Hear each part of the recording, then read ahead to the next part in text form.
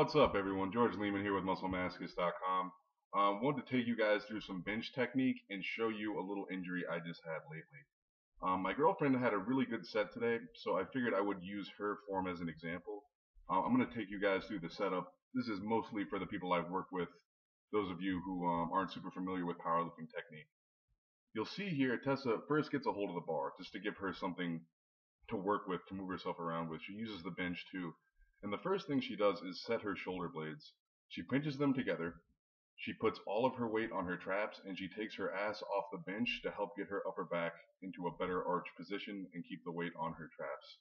You'll notice she then brings her feet down to the floor tucked underneath her and barely brings her ass down until it just touches the bench. This is going to keep you really tight.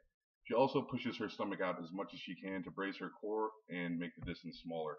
Now you'll notice I handed the bar off to her pretty low. That's because she's touching pretty low. She's tucking her elbows, even though she's using a wide grip, simply because she's touching slightly below her sternum, which is the highest point of her arch, keeps her elbows tucked to prevent shoulder injuries, and even as well helps with like pec injuries and stuff like that, simply because you're putting more of the weight on your front delt versus elbows out pec work. You'll also notice on the way up, she does not worry about flaring her elbows. They flare naturally on the way up. That's going to be how you lock out. This was 145 for 9. This is a big PR for her. Closing in very fast on the 200-pound bench. Really proud of her. Goal is 225 for this next year, so hopefully you guys will see another huge total coming up. In this next video here is going to be me. I was benching with 365, trying to do a very, very light touch and go, control all the weight myself. The one problem with it is today I did not hydrate properly. I did not warm up properly. I was just not ready to train, and I did it anyways. So I wanted to show you guys my method of getting weight off yourself when you get hurt. Here's what you do. Basically, you do not press the weight off your chest yourself when you get hurt. You have someone take it off of you. Don't even try and lift 50%.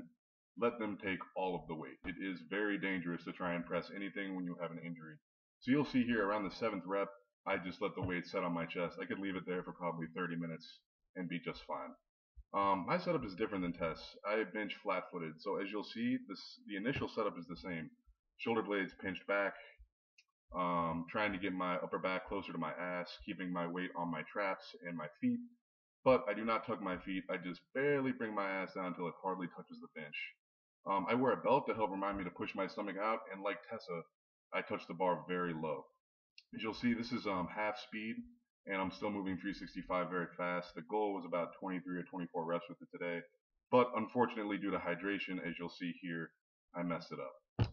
Hope that helps you guys with your technique a little bit for setup. I know it helps me get a huge arch, so hopefully it'll do the same for you guys. As always, thanks for watching my videos. Don't forget to like, share, and subscribe, and check out MuscleMasochist.com for online coaching, approved products, apparel, and stuff like that. And stay tuned for more, guys.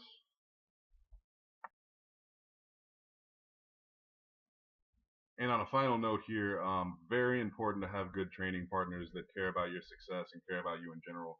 As you can see here, Tessa's kind of helped me out, working on my pec a little bit, ends up taking my belt off and stuff. And when you get hurt, that's really exactly what you need, is a support group that will help you get through that kind of